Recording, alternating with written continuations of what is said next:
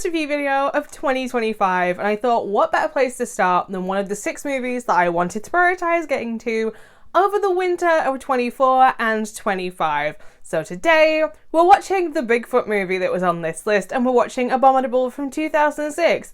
And I might have picked this simply because Jeffrey Combs is in it. But if you don't know anything about Abominable from 2006, let me quickly fill you in. Abominable from 2006 is a creature feature horror. After recovering from a horrific accident, paraplegic Preston Rogers moves back to the remote cabin where he and now deceased wife once lived. When his new neighbour Karen is attacked by a gigantic creature, Roger contacts the local authorities. But after the police and those around him dismiss Roger as a delusional widower, he sets out to stop the abominable creature himself.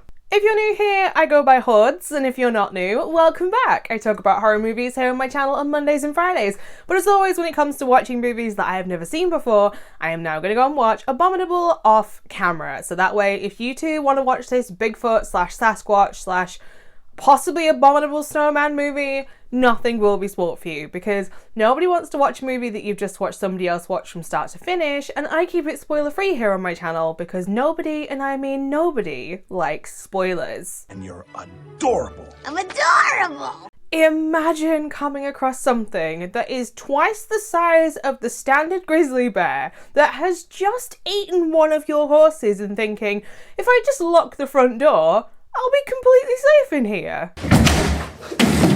How do you make a Sasquatch movie boring? Well, that is exactly what Abominable has managed to do.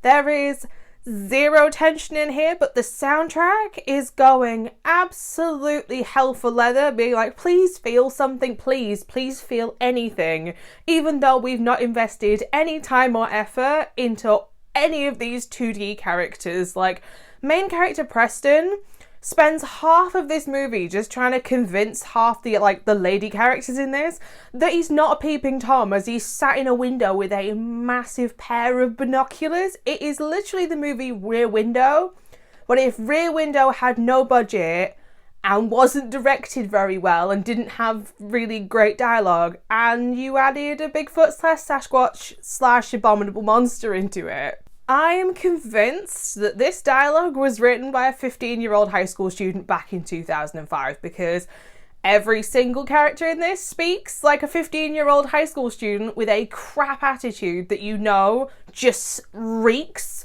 of Lynx / Axe body spray, or they sound like the dad of that high school student. The women are not much better. Otis, the care provider in this, oh my god, is he the most vile? He's Steven Stifler from American Pie, but without any of the, redeeming qualities thrown in. Like, he's just vile, and I wanted him to get turned into steak chunks by a Sasquatch. Just, immediately hated this guy. Imagine getting in the car with somebody with a disability who's listening to the radio, turning it immediately off and saying, we can either do this the easy way or the hard way. All right, dickhead, sit down and take several seats. The dumpster's here, it's here! Preston is the only exception to this, and I have no idea why, but Matt McCoy, who plays Preston, spends half of his movie pulling this, pouty, sticky out lower lip face, and once you see it, you can't unsee it because he does it. It's like his stationary face. He looks like a toddler that's just been scolded, and it's a choice. It's a choice to spend the entire movie looking at a character who is, the entire time. And the only character I actually liked in this movie is Jeffrey Combs, who is just called Clerk because they didn't even name his character. He's called what his job is. He's a clerk at a gas station, and he is a chain smoker that has smoked 40 a day for 40 years, wears an oxygen tank, and wears milk bottle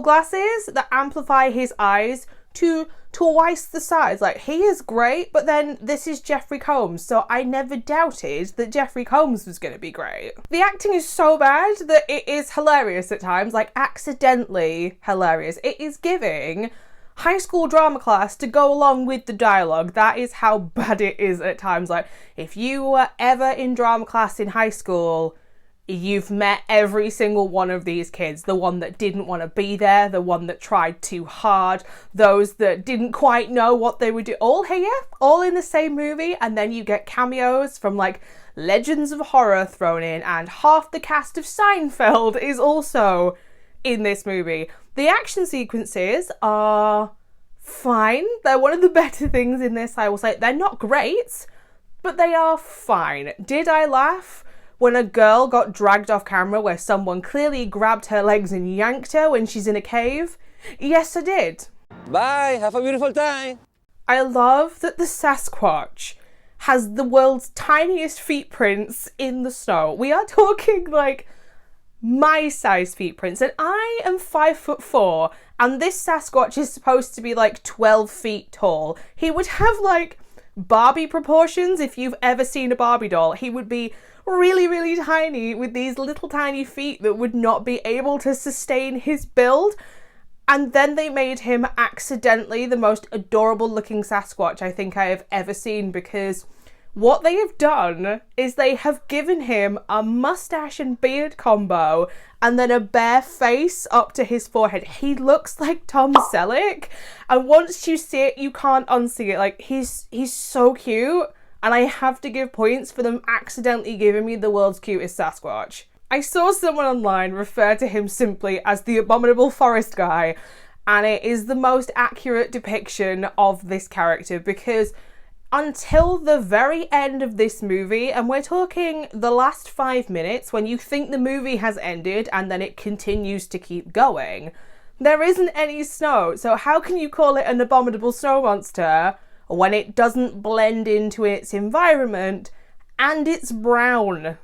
Brown. There is an audience for this movie, but I would say it highly depends on whether you find the interspersed bursts of humour in this funny or not. And if you don't find them funny, like I didn't, this movie is gonna feel like a very long hour and 34 minutes, because, oh boy, did this movie feel like a movie in two halves. The first half of it is a man in a cabin in a wheelchair with a massive pair of binoculars and his creepy, like, pervy healthcare provider. And the second half, which is the shorter half of this, is just... it's when the Sasquatch turns up and starts absolutely wrecking house, which is the part of the movie that is the most interesting to me.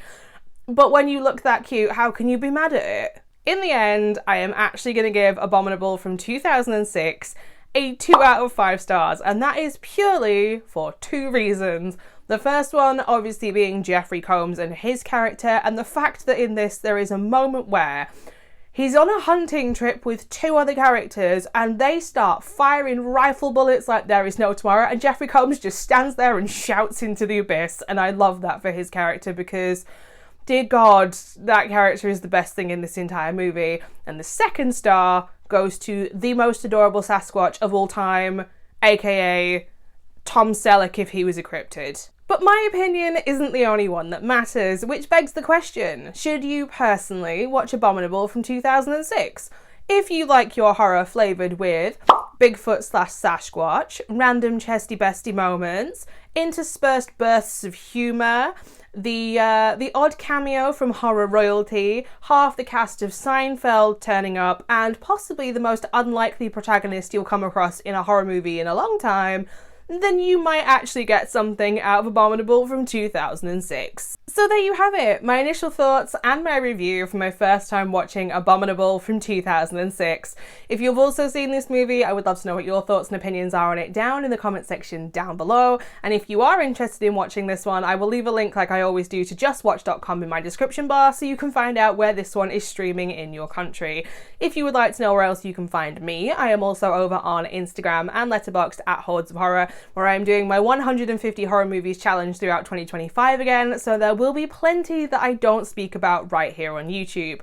But speaking of YouTube, I'll be back on Friday with another solo movie review, and last year there was I want to say remake, but it's not really a remake, it's heavily inspired by, should we say, a movie that came out in the 80s that I reviewed here on my channel last year and really wasn't a fan of.